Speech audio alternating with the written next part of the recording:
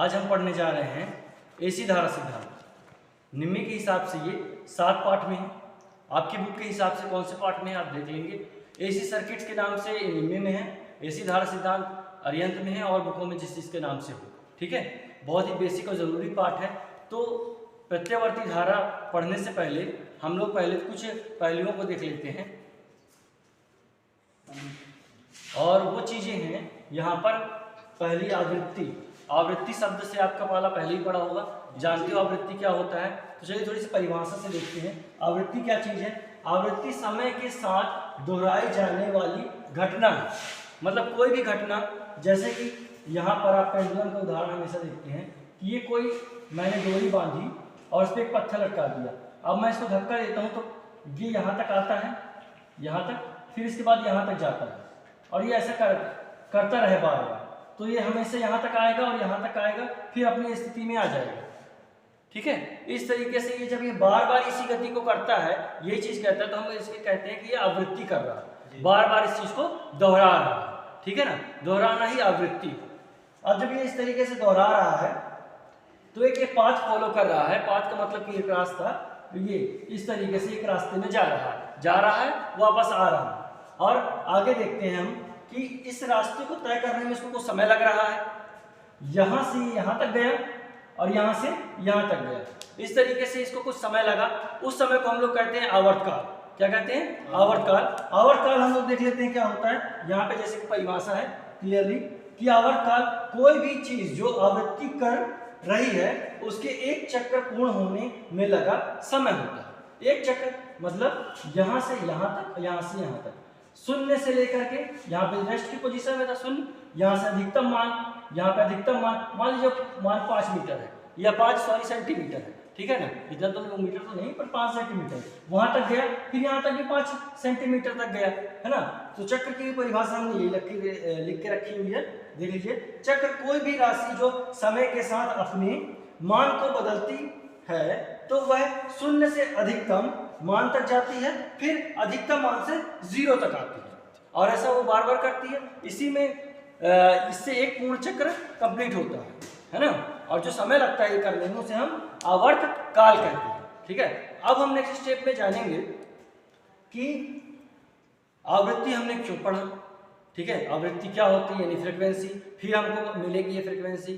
ठीक है, तो अपने मेन टॉपिक की ओर चलते हैं जो कि है एसी धारा सिद्धांत। उसमें एसी मतलब क्या? अल्टरनेटिव करेंट, हिंदी में प्रत्यावर्ती धारा। तो अब प्रत्यावर्ती धारा का संधि विच्छेद करते हैं और स्पष्ट तरीके से प्रत्यावर्ती धारा का मतलब समझते हैं। ओके, अब देखते हैं प्रत्यावर्ती धारा होती क्या है। ठीक है, परिभाषा चलते हैं। प्रत्यावर्ती धारा आप लोगों को क्लियर दिख रहा होगा। प्रत्यावर्ती धारा ये अपने मान, जो परिमाण होगा उसका, जो भी परिमाण का मतलब रिजल्ट, आखिर रिजल्ट है। ठीक है, यहाँ पे वह अपने मान और दिशा दोनों को समय के साथ बदलती रहती है। ये क्या करती है? अपने मान को और अपने क्या जो परिमाण मान है और अपनी दिशा दोनों को ही बदलती रहती है। तो यहाँ पे मान, परिमाण या दिशा क्या है थोड़ा सा समझते हैं अच्छे से। ठीक है, तो परिभाषा याद हो जाएगी। देखिए यहाँ पर आप देख पा रहे हो कि क्या क्या चीजें हैं। ये 1 से चालू हुआ। ठीक है, यहाँ पे हमने साइनसॉइडल वेव रखी है, ये साइन वेव है। यहाँ पे देखो ऐसी ऐसी होती है, चालू हुई 0 से, अपने अधिकतम मान तक गई 5, फिर 6। ठीक है, ऊपर से ऊपर का मान गई, फिर 6, 7, 8, 9। ठीक है, फिर यहाँ ये प्लस में चलती है और इस आधे चक्कर में ये माइनस में चल रही है।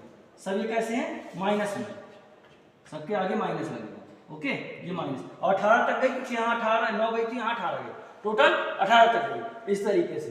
तो ये आधा चक्कर ये हो गया, आधा चक्का ये देखो, आधा चक्का ये, अब आधा चक्र ये वाला जो हो गया, तो पूरा चक्र बन जाता है। ठीक है, इस तरीके से पूरा गोल चक्कर हो गई कि नहीं होगी। और जब ये पूरा गोल चक्र हो गई यहाँ से लेकर यहाँ तक, लेकिन चली कैसे? ये आधा चक्र यहाँ चली, आधा चक्र यहाँ पर चली। ठीक है, तो अब देखो ये क्या कर रही है? अपने मान को बदल रही है ना, 1 से 2, 3, 4, 5 इस तरीके से बदल रही है। तो अपना मान भी ये बदलती है और प्लस क्या होता है? अपनी दिशा। पहले जब ऊपर की ओर उठी, यहाँ से ये उठी ऊपर की ओर। ठीक है, तब देखो जब ऊपर की ओर उठी तो किस दिशा में उठी है?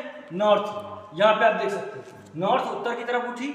और जब ये नीचे आ रही है, यहाँ से अब नीचे आ रही ना, तो किस तरफ दिशा में जा रही है? साउथ। साउथ, दक्षिण दिशा में, है ना। इस तरीके से ये परिभाषा स्पष्ट होती है, आपको अच्छे समझ में आती है कि ये अपने मान, परिमाण और दिशा दोनों को समय के साथ बदलती रहती है। और ऐसे करंट को, ऐसी धारा को हम क्या कहते हैं? एसी धारा या प्रत्यावर्ती धारा कहते हैं, ठीक है। अब देखते हैं हम डिश धारा या डीसी करंट। ये आपको दिख रहा हो क्लियरली, डीसी करंट, ठीक है, जो कि कहां से मिलता है? बैटरियों से मिलता है, ठीक है ना, जनरेटर से मिलता है डीसी करंट, ठीक है। यह अपने मान, परिमाण और दिशा दोनों को समय के साथ नहीं बदलती, बस नहीं लगा देना है, ये नहीं बदलती। किस तरीके से? देखिए, एसी में देखो ऊपर तक गई, है ना, अपने शिखर मान तक पहुंची और फिर नीचे आई माइनस में, फिर इस तरह से। इसीलिए फेज न्यूट्रल आप कैसे भी जोड़ देते हो चलता है ना। फेज कभी जो फेज है जहां से प्लस दे रहा है वहां माइनस हो जाता है, कभी क्या हो जाता है? प्लस हो जाता है। और ये कैसे कैसे होता है बताया जाएगा आपको। अभी तो डीसी समझो, डीसी में बस प्लस माइनस होता है, फिक्स होता है। अगर उल्टा कर दोगे तो नहीं चलेगा कोई बल्ब, अगर डीसी वाला होगा तो, ठीक है ना। तो यहाँ पे देखो डीसी कैसे होती है, ये देखो, ये डीसी का है, ये ऊपर उठी और यहाँ पे ये प्लस के साइकिल ही चल रही है, भलाई ये आधी साइकिल है पर कैसे चल रही है? प्लस की चल रही है, ऐसे माइनस की चलेगी नीचे से, पर एक दोनों साथ में साथ नहीं चलती है ना। समय के साथ टाइम लग रहा है, ये होने में टाइम लगेगा ना कुछ, ठीक है ना। तो ये जो टाइम लगेगा इसमें, ठीक है, उसके साथ भी ये नहीं बदलेगी। और ये कैसे ऊपर जा रहा है, ये ऊपर जा रहा है ना इस तरीके से, और फिर नीचे आ रहे हैं इस तरीके से, एक मान रहा है। तो ऊपर किस तरफ जा रहा है? नॉर्थ की तरफ, उत्तर की तरफ, और ये लगातार चलता रहता है। क्या होता है? लगातार चलता रहता है। इस तरीके से आपने परिभाषा से देखा कि ना तो ये अपने मान बदल रही है, यानी अगर मान सबका 5-5 है तो अधिकतम मान 5 ही रहता है ना, और ना ही अपनी ये दिशा बदल रही है। इस तरीके से हम कह सकते हैं कि ये परिभाषा सही है और हमको समझ में आती है। दिशा और हमने मान दोनों ही देख लिए, नहीं बदलती है, ये कहलाती है दिश धारा या डीसी करंट। एसी और डीसी को समझने के लिए आइए एक छोटा सा प्रयोग करें। आप अच्छे से इस प्रयोग से समझ पाएंगे दोनों में अंतर क्या होता है। इसके आसपास घुमा रहा हूँ, कुछ भी नहीं हो रहा, ठीक है। इसे भी करके देख लेते हैं, कुछ भी नहीं हो रहा, ठीक है ना। अब इस वाले में देखो, इस वाले में हमने दिया है, पूरी वाइंडिंग कर ली है, और यहाँ पर दिया प्लस, और यहाँ पे हम अब देंगे माइनस बैटरी के 5 वोल्ट से, जिससे कि होगा क्या कि इलेक्ट्रिसिटी के मैग्नेटिक इफेक्ट की वजह से सारा मैग्नेट जाएगा कहाँ? इसमें सब फ्लक्स तैयार होगा, मैग्नेट बनेगा, और ये जाएगा इस लोहे पे, जिसको हम लोग आराम से डिटेक्ट कर सकते हैं। तो जहाँ से ये घुसेगा करंट, ठीक है ना, प्लस, वहाँ पे बनेगा N, और जहाँ से निकलेगा वहाँ पे यानी कि माइनस में बनेगा S। तो चलो इस चीज़ को वेरीफाई करते हैं, पहले देखते हैं कि कुछ बन भी रहा, कि अट्रैक्ट करते हैं अपोजिट पोल, इसलिए इसको बनाया इस तरीके से जाता है। मैं पहले इसको थोड़ा सा डिस्कनेक्ट कर दूँ, फिर आपको बताता हूँ। इसको इस तरीके से बनाया जाता है कि ये जो लाल रंग है ना सुई का, ये एक्चुअली में S पोल है, ये S है। तो जहाँ पे पृथ्वी की उत्तर दिशा होगी वहीं पे जाके ठहरेगा N की तरफ, तो NS एक दूसरे को अट्रैक्ट करता है, इसलिए यहाँ पे सिर्फ पेंट कर दिया गया है, बाकी है एक्चुअली में ये S, ठीक है। तो जो हमने वायर यूज़ की है वो बॉल बिल्कुल सही यूज़ की है। फिर से कनेक्ट करते हैं और दिखाते हैं आपको। देखिए यहाँ पे जो आपको देखने को मिल रहा है कि प्लस है वो N है, और यहाँ पर जो माइनस है वो S है। ऐसा क्यों? क्योंकि अब एक्चुअल में क्या है कि ये जो लाल रंग है वो S को दर्शाता है, ठीक है, S के ऊपर पोत दिया जाता है ना। इस वजह से ये पृथ्वी का N दिखाएगा, उस तरफ से अट्रैक्ट होगा उत्तर की तरफ, ठीक है। ये तो NS यहाँ पे हमने बहुत बड़े अच्छे से ही देख लिया कहाँ कहाँ बन रहा है। प्लस की तरफ N बन रहा है और माइनस की तरफ S बन रहा है। क्या AC में भी ऐसा होगा? चलिए देखते हैं। अभी हमने दी है बैटरी से DC सप्लाई,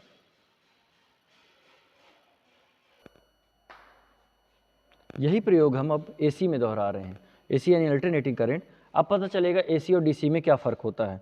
यहाँ पर है मेरे पास एक ट्रांसफार्मर जो कि 220 वोल्टेज ले रहा है और देगा आपको सिर्फ 5 वोल्टेज, ठीक है। लेकिन यहाँ पे कोई रेक्टिफायर नहीं लगा है जो कि DC बना दे, तो ये केवल प्योर आएगी AC वोल्टेज। अब देखते हैं कि क्या फ़र्क पड़ता है इसमें, ये मैग्नेट AC में कैसे काम करता है। तो यहाँ पर मैं इसे पहले से ही जोड़ लेता हूँ, दोनों, एक ये जुड़ा हुआ है, एक ये जुड़ा हुआ है, यहाँ पे जोड़ लेते हैं, जोड़ कंप्लीट करते हैं अपना। अभी हमने पावर ऑफ कर रखी है, देखिए मैग्नेटिक सुई को कोई दिक्कत नहीं है, ठीक है, अपना ठीक ठाक है वो। अब पावर ऑन करते हैं।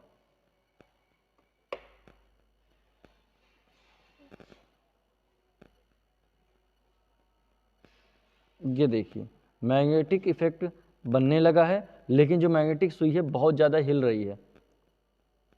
ऐसा इसलिए हो रहा है क्योंकि एसी अपने मान को बदलती है, यूँ साइनसोइडल वेव के अनुसार ऐसे ऐसे करके बदल रही है, जिस वजह से ये तय ही नहीं कर पा रहा है कि यहाँ एन है या एस है।